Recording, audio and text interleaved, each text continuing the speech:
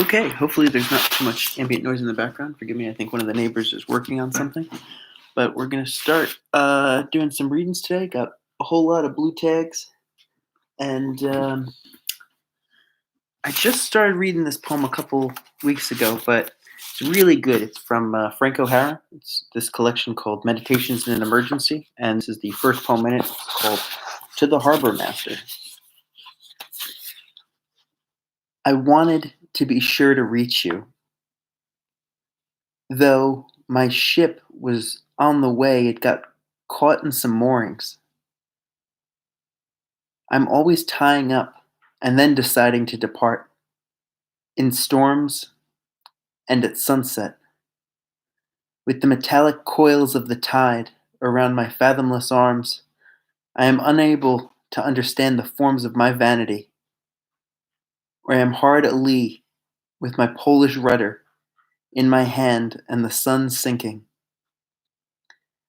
To you I offer my hull and the tattered cordage of my will.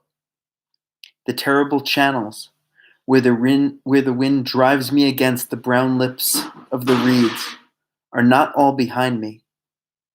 Yet I trust the sanity of my vessel, and if it sinks, it may well be an answer to the reasoning of the eternal voices, the waves which have kept me from reaching you. That's a really good collection of poems, and I've read a lot of other Frank O'Hara poems, and they're all pretty damn good. But just to start, because some of the books I'm going to be reading are all fall under American literature or English literature, but there's a poem by, or really a quote from a poem by John Donne, who was a poet in the 1600s. And the quote is often known as "No man is an island," and "For whom the bell tolls" as well. No man is an island, entire of itself. Every man is a piece of the continent, a part of the main. If a clod be washed away by the sea, Europe is the less, as well as if a promontory were, as well as if a manor of thy friends or of thine own were. Any man's death diminishes me, because I am involved in mankind, and therefore never send to know for whom the bell tolls. It tolls for thee. That's the kind of theme that I'm pretty much, it's like the one universal concept in just about every work I can think of, in that we're all part of this thing, and the lowest of us, um, and all matters of suffering are have a deep connection with divinity, and the empathy that goes out to from our hearts when we witness anyone in trouble, anyone um, whose circumstances suck, basically. So, gonna read another poem that I really love, um, called "To Brooklyn Bridge" by Hart. I probably have this one memorized, but just so I don't screw it up, I've got it in front of me too. And this is that same idea that all of reality is a part of us. You know, that part, if a cloud be washed by the sea, Europe's the less. And every death on earth is part of us. And it might as well have been us in the same instance. But this is To Brooklyn Bridge, by Hart from 1925, I think. How many dawns chill from his rippling rest?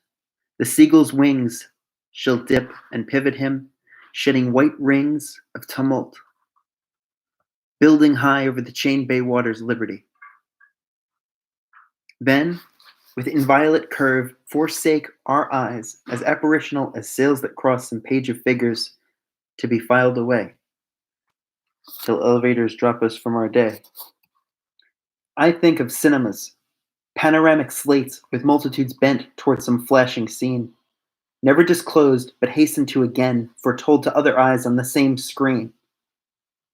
And thee, across the harbor, speaking to the bridge, silver paced, as though the sun took step of thee, yet left some motion ever unspent in thy stride, implicitly thy freedom staying thee. Out of some subway scuttle, cell or loft, a bedlamite speeds to thy parapets, tilting there, momently, shrill shirt ballooning, a jest falls from the speechless caravan. Down wall, from girder into street, noon leaks, a ripped tooth of the skies acetylene. All afternoon, the cloud-flown derricks turn. Thy cables breathe the North Atlantic still, and obscure as that heaven of the Jews, thy guerdon, accolade thou dost bestow, of anonymity time cannot raise, vibrant reprieve and pardon thou dost show.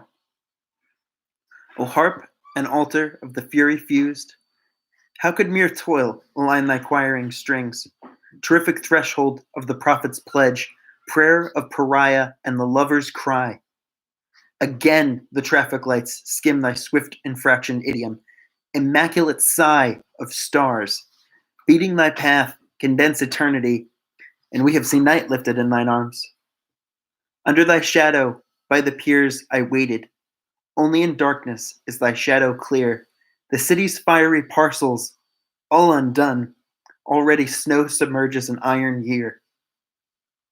O sleepless as the river under thee, vaulting the sea, the prairie's dreaming sod, unto us lowliest sometimes sweep, descendant of the curved ship, lend a myth to God. All right. I've read that poem probably over 100 times now, but I'll go through it again really quick because there's a lot of images that are hard to understand. He uses a lot of language that, I had to look up for the most part. But how many dawns? It's just a beautiful way to start it, thinking of just dawn and the infinite number of daybreaks that start every day, and the brilliant tones that the sun brings forth at all times of the year. This one is around Christmas time, is the time of there's a couple references to it throughout. Chill from his rippling rest. There you go. It's cold. The seagull's wings shall dip and pivot him, bringing us right up there with the bridge. Okay. He's looking out from the Brooklyn side, staring out at the bridge. The seagulls are flying over it, and this image is bringing us over there as well. The white rings of feathers, whatever it is, tumult, just dropping from the same thing. And that image of dropping is going to be happening again and again in this poem. Building high over the chained bay waters, liberty. Then within violet curve, forsake our eyes. Basically, we're at any moment, any of us may join, may leave the ranks of the living. As apparitional as sails that cross some page of figures to be filed away, till elevators drop us from our day. I think of cinemas, so movie theaters, panoramic slates with multitudes bent towards some flashing scene, never disclosed, but hastened to again, foretold to other eyes on the same screen. That we're all watching this movie. We all get these individual pics of it, but he's saying that the movie theater that we're all watching is actually the same thing. This connection to us, that we're all the lowliest of us, and the greatest too, I guess, because we're all sharing the exact same thing, and that image is God. Whether it's a myth to God or whatever it is all encompassing. So it is God. And thee across the harbor, silver paced. So he's staring back at the bridge and just kind of in awe of it, of just how, in the midst of our woe, this bridge has this just majesty to it, this rippling rest, this kind of this shuddering vitality of life that is constantly in motion, but at the same time it's at peace with the world around us. It's a kind of meditative balance quality to it. And the symbol is connection, which is also the symbol of people in the movie theater and all of us, that we're all sharing the same experience when we live and when we die. Silver paste as though the sun took step of thee. So the sun, the very sun that's offering the brilliant dawns in the beginning of the thing is somehow, it's almost to him like the sun is getting its gloriousness from how beautiful this new bridge at the time, the Brooklyn Bridge. Yet left some motion ever unspent in thy stride, implicitly thy freedom staying thee. Out of some subway scuttle. So this part is about a man, a bedlamite. So, Bedlam is something people say it's like Skid Row. It's a really terrible circumstance. It's just a bad area, a place you wouldn't ever want to go at night. And this man is a representative of that community. Just someone who's a member of squalor. Someone who's come from hard times. Again, the lowliest among us. And this man is running toward the edge of the bridge. He speeds to thy parapets, and he waits there momently, and his shirt, he calls it a shrill shirt, is ballooning, which basically means that he's starting to fall. And people are watching it, and he says, a jest falls from the speechless caravan. So people watching it, and they're watching this, this poor man, end his own life, and people are just, they're sharing that quality. And one person among them, some idiot, makes a joke, So basically, in the midst of our speechlessness and our empathy, somebody makes a joke of it, and we don't get it. We don't really find out who that is, but even that is a human thing that we would share. Like we would, when we become afraid, our defense mechanism is to make jokes of things. So again, this idea of connection, and there's another image, obviously, of falling, both in the man falling and the jest falling from the speechless people watching the man. Down wall, from girder into street noon leaks. It's a very graphic image. Basically, the noon, the sun and the man who fell is blood. He calls the man's exit a rip tooth of the skies acetylene. That we are all the skies acetylene. Everything among us, all the bits and pieces of life, and even the objects around us, are all compartments of our reality. That everything that we witness, and everyone here who's witnessed it all, is all an additional part of the sky. All afternoon, the cloud-flown derricks turn. Thy cables breathe the North Atlantic still. So that life quality of the bridge, and he's gonna start ramping this up in a second. The bridge survives the sorrow, and it still glows with beauty. And obscure as that heaven of the Jews, thy guerdon, accolade thou dost bestow. Of anonymity time cannot raise, vibrant reprieve and pardon thou dost show. So he's saying that this line is going to be echoed at the end, that the bridge is offering a myth for God, a myth for this universal idea of shared suffering and shared life, and how we're all changelings and a part of each other.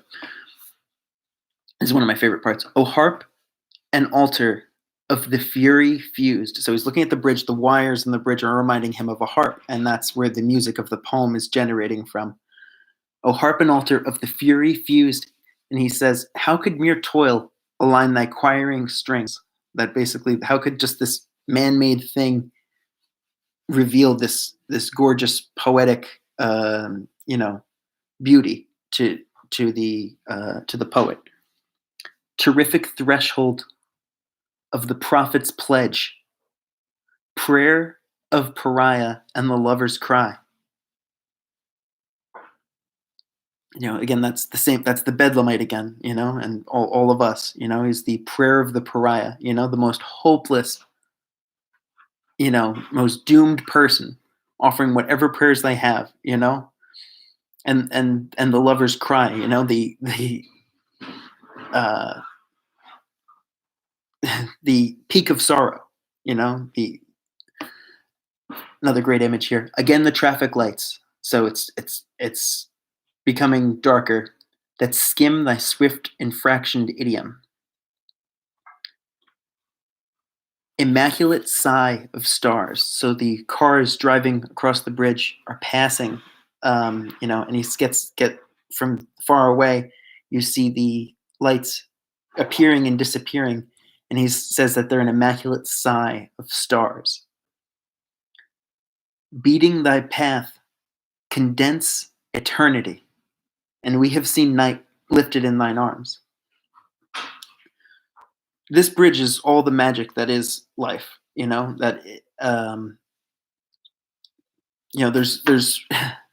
I hate keep calling it God because it's a very obscure and kind of tricky concept for God to understand.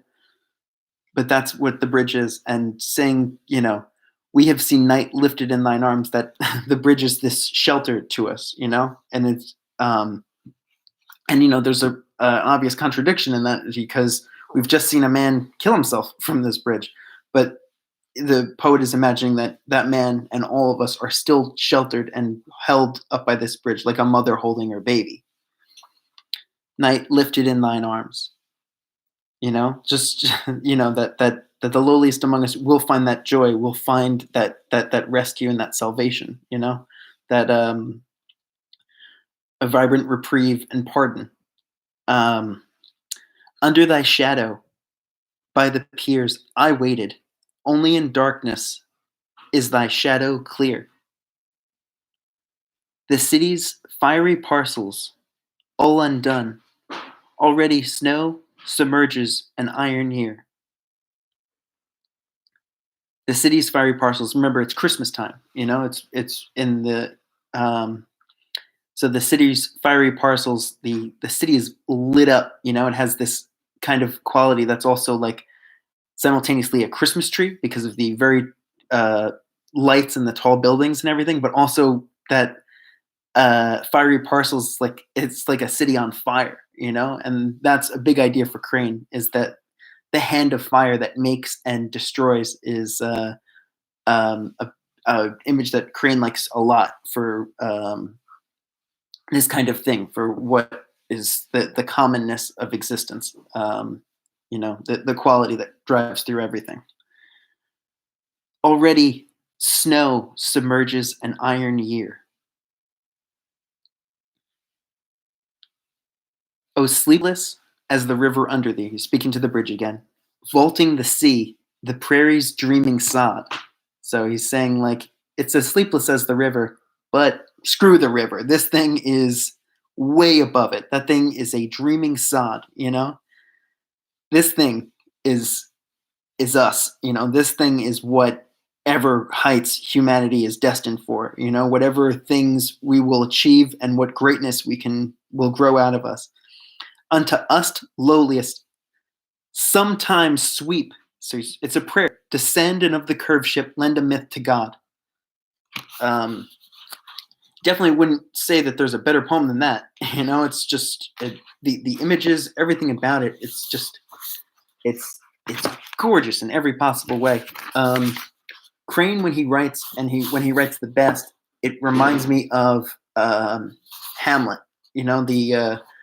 Just how there's this musical quality that just kind of grows. And the first time you read it, you're just like, okay, it's not a lot for a lot of people, and for me, definitely, it didn't click. It's just like, all right, this is kind of a slog. I'll read it because I've heard it. I've heard so many good things about it, but he just starts dropping down these incredibly poetic lines, just full of imagination. Just they're gorgeous, This is another poem that is really, really great. It's called The Harbor Dawn, and it's about the exact same place in Brooklyn. Insistently through sleep, a tide of voices. They meet you listening midway in your dream. The long, tired sounds, fog insulated noises, gongs in white surplices, beshrouded wails, far strum of foghorns, signals dispersed in veils. And then a truck will lumber past the wharves as winch engines begin throbbing on some deck, or a drunken stevedore's howl and thud below comes echoing alley upward through dim snow. And if they take away your sleep, and if they take your sleep away sometimes, they give it back again. Soft sleeves of sound attend the darkling harbor, the pillowed bay. Somewhere out there in blackness, steam spills into steam and wanders washed away. Flurried by keen fifings, eddied among distant, chiming buoys, adrift. The sky, cool, feathery fold, suspends, distills this wavering slumber. Slowly, immemorially, the window, the half-covered chair, ask nothing but this sheath of pallid air. And you beside me, blessed, now while sirens sing to us, stealthily weave us into day. Serenely now, before day claims our eyes, your cool arms murmurously about me lay, while myriad snowy hands are clustering at the panes. Your hands within my hands are deeds, my tongue upon your throat, singing arms close, eyes wide, undoubtful, dark, drink the dawn, a forest shudders in your hair. The window goes blonde slowly, frostily clears. From Cyclopean towers across Manhattan waters, 2, 3 bright window eyes a glitter. The disk the sun released aloft with cold gulls hither. The fog leans one last moment on the sill. Under the mistletoe of dreams, a star, as though to join us at some distant hill, turns in the waking west and goes to sleep.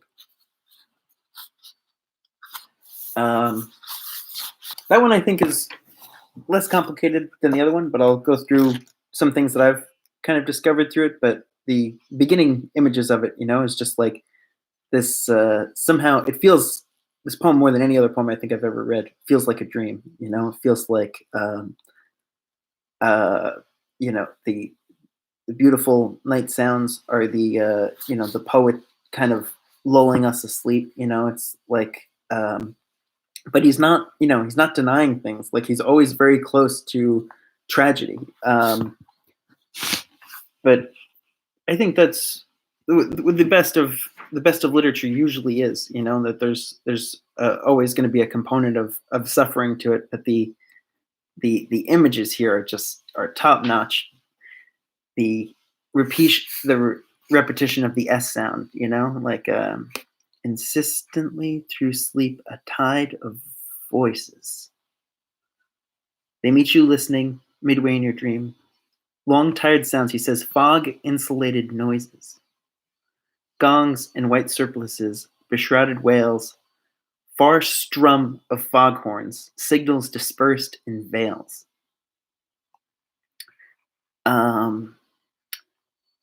Truck will lumber past the wharves. So it sounds like the day's waking up again as winch engines begin throbbing on some deck, or a drunken stevedore's howl and thud below, like the bedlamite in the last poem we just read, comes echoing alley upward through dim snow. And he's saying that, that woke us up pretty quick, he's saying right here, if they take away your sleep sometimes, they give it back again. Soft sleeves of sound.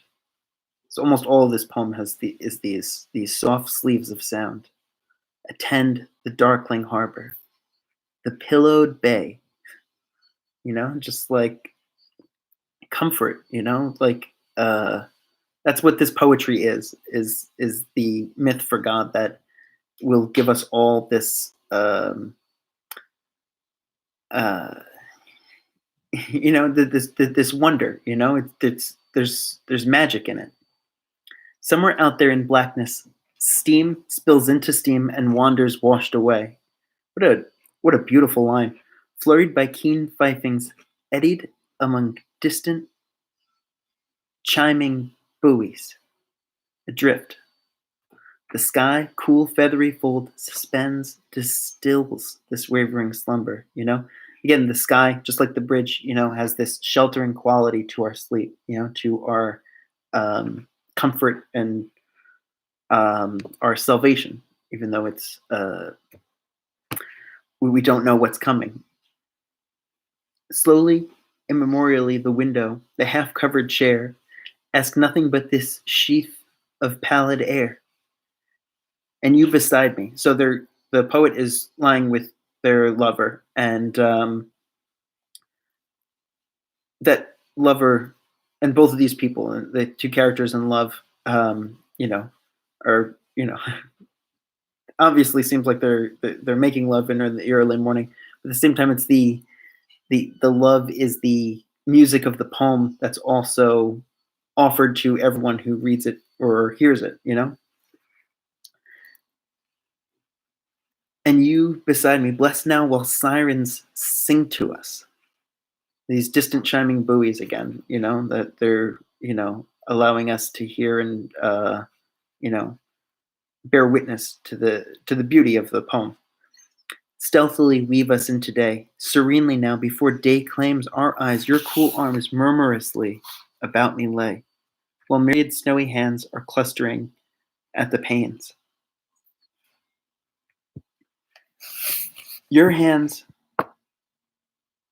within my hands are deeds, my tongue upon your throat, singing, like my tongue upon your throat is the inspiration that's caught this poet's imagination and creating these lines. It's not coming from within him; it's the inspiration that has caught him for the moment. Arms closed, eyes wide, and doubtful dark. Drink the dawn, a forest shudders in your hair. The window goes blonde slowly, frostily clears. From Cyclopean towers, so that's again looking at Manhattan, all the city skyline, they look like Cyclopean towers. They're these big, tall, uh, one-eyed thing. He's and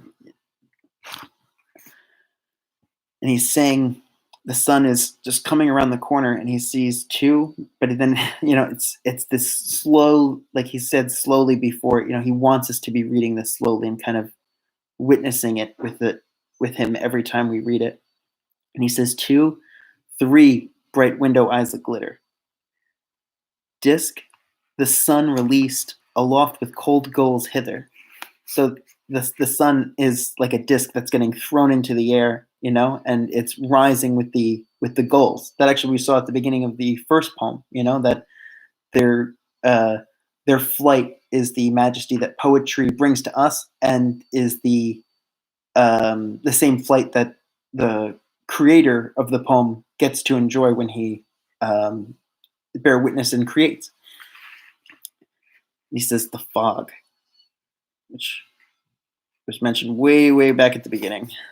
Fog leans one last moment on the sill, under the mistletoe of dreams.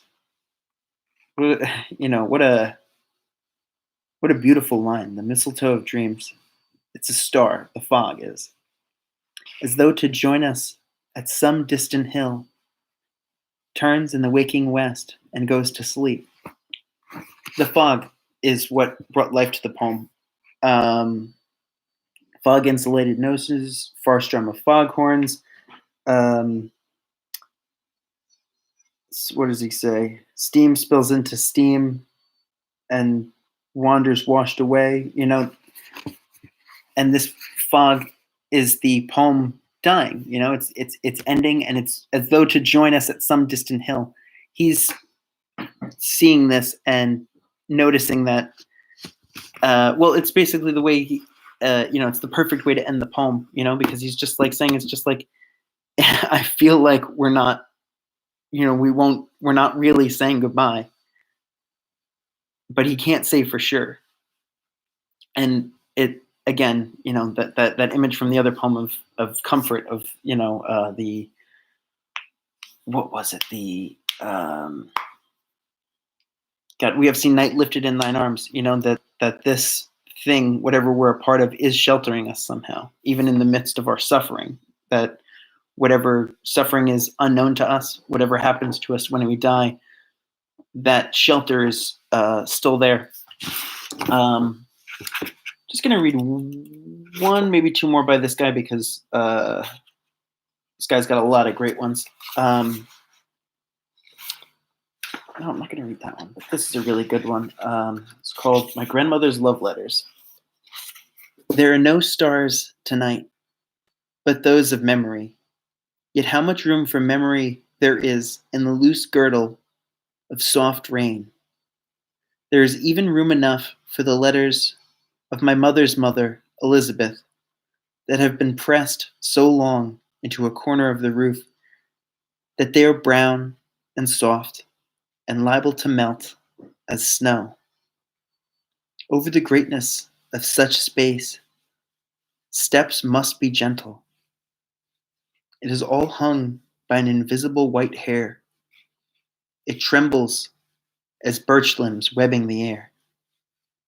And I ask myself, are your fingers long enough to play old keys that are but echoes? Is the silence strong enough to carry back the music to its source and back to you again, as though to her? Yet I would lead my grandmother by the hand through much of what she would not understand, and so I stumble, and the rain continues on the roof with such a sound of gently pitying laughter.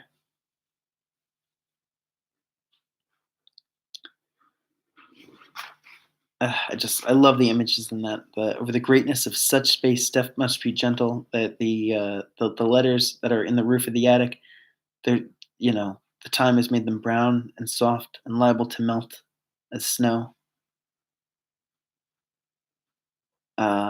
It's all hung by an invisible white hair. It's her hair. It's just the fact that we all get old. We all age, and we're liable to melt as snow. There's no avoiding it. But are your fingers long enough to play old keys that are but echoes? I think about that line probably every day. It's just, I heard somebody saying pretty recently that we don't understand what we are. That what we are as human beings are a collection of ghosts, and honestly, it just kind of rung true for me. That there's this unknown quality, to us, that we don't know what we're coming from. We don't know why we make the choices we do. We're we're mysteries and strangers to ourselves because we're not just ourselves. We're a collection of those who've come before us. And those people are veiled to us. In the same way that their destiny is veiled to us because they died. That destiny is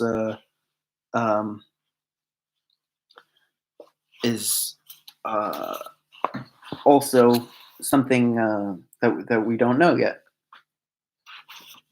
All right, I said that was the last poem from him, but I promise this is the last one. This one is called At Melville's Tomb. Often beneath the wave, wide from this ledge, the dice of drowned men's bones he saw bequeath an embassy. Their numbers, as he watched, beat on the dusty shore and were obscured. The wrecks passed without sound of bells, the calyx of death's bounty giving back, A scattered chapter, livid hieroglyph, the portent wound in corridors of shells. Then, in the circuit calm of one vast coil, its lashings charmed and malice reconciled, frosted eyes there were that lifted altars, and silent answers crept across the stars. Whoa. Compass, quadrant, and sextant contrive no farther tides. High in the azure steeps, monody shall not wake the mariner. This fabulous shadow only the sea keeps. He's a big fan of Melville, apparently, and why not? Melville was an incredible poet, and Moby Dick, which, the other thing, just like Hamlet, there's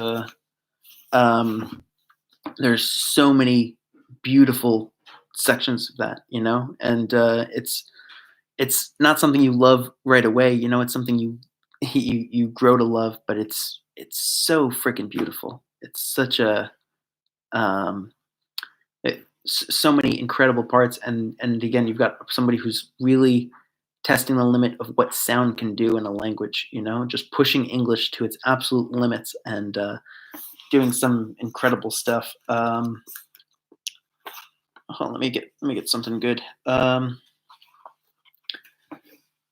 There's a part, in Moby Dick, if you've never read it, it takes a long time for Ahab to appear, and for really the whole thing, the whale to start, doesn't start for well over 100 pages into the story.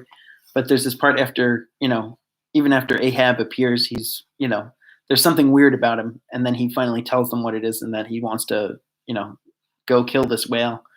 And it's a very strange scene because, his first mate is just like, feels like blasphemy, like, obviously, to be mad with a dumb brute, it's just, it's beneath a human, it's beneath your human reasoning, it's just like, just accept it and move on. And Ahab has the great line, speak not to me of blasphemy. And he says, I'd blot out the sun if it insulted me. But this is the next chapter. It's much calmer, and the poetry is incredible. Sunset. The cabin by the stern windows, Ahab sitting alone and gazing out. The book is so great because it's constantly switching back and forth between being a play and being a kind of poetic poem. But that's the sequences of the play, and Ahab and Stubb and Starbuck and Ishmael and Queequeg, they're totally equal to anything Shakespeare or theatrical that I've ever seen or read. The life and the characters and the music of their words is pretty great. And this is a monologue by Ahab. I leave a white and turbid wake, pale waters, paler cheeks, wherever I sail. The envious billows sidelong swell to whelm my track. Let them. But first I pass. Yonder, by the ever-brimming goblet's rim, the warm waves blush like wine. The gold brow plumbs the blue. The diver sun, slow dived from noon, goes down. My soul mounts up. She wearies with her endless hill. Is then the crown too heavy that I wear? This iron crown of Lombardy. Yet is it bright with many a gem. I the wearer see not its far flashings, but darkly feel that I wear it, that dazzlingly confounds. 'Tis iron, that I know, not gold. 'Tis split too, that I feel. The jagged edge galls me so. My brain seems to beat against the solid metal. Aye, Steel skull, mine. The sort that needs no helmet in the most brain-battering fight. Dry heat upon my brow. Oh, time was when the sunrise nobly spurred me, so the sunset soothed.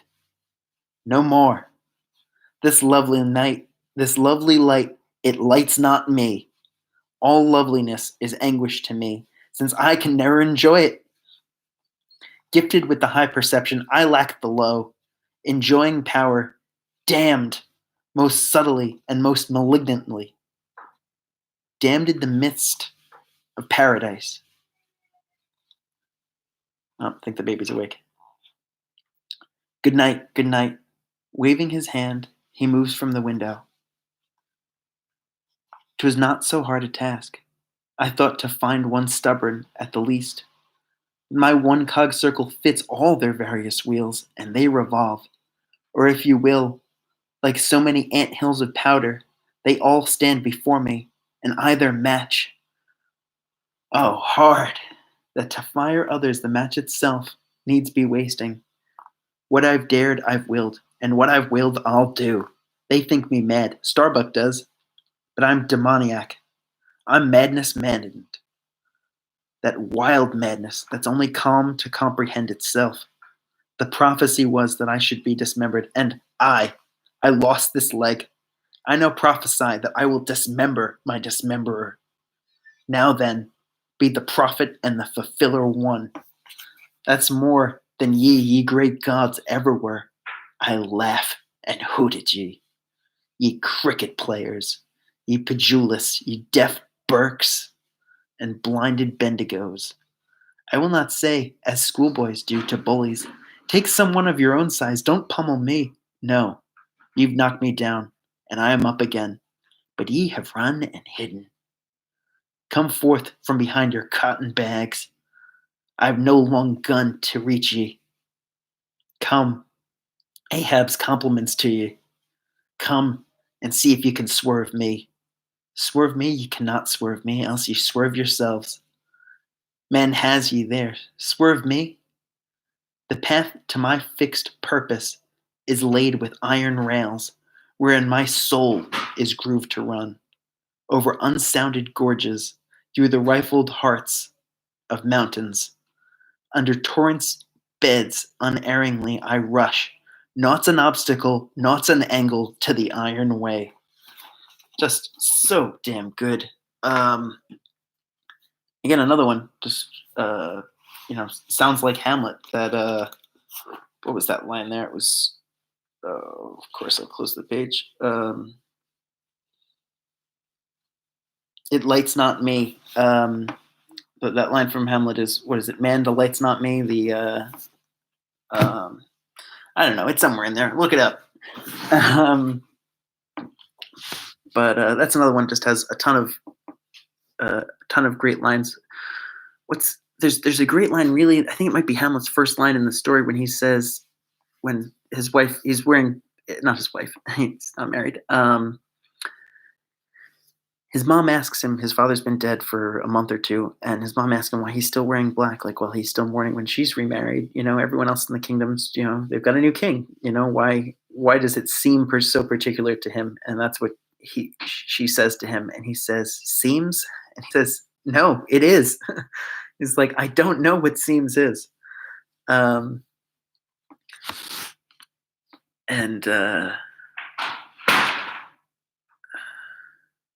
He says that all these things that he's doing are parts that men could play.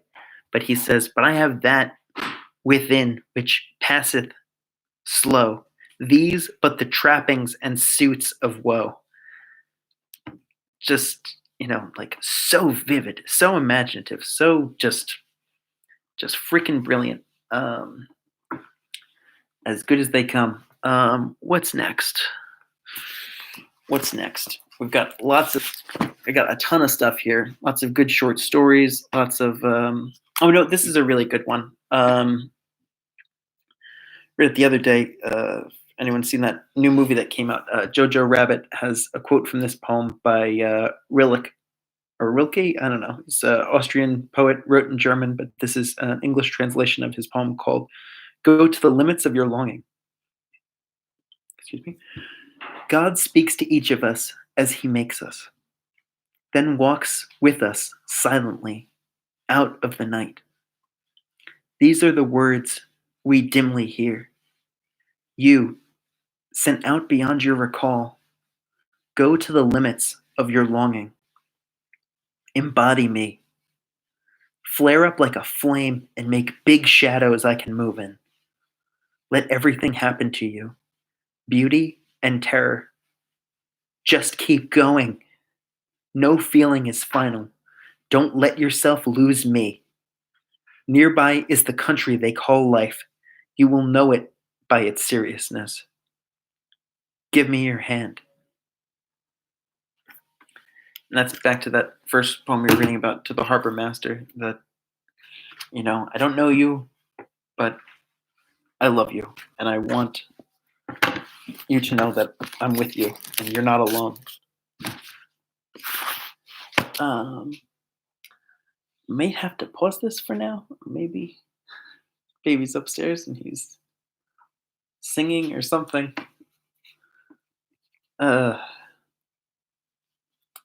Wondering. Oh, hold on. There's some good ones here. I think he's chilling out in his crib, so we might have a little more time.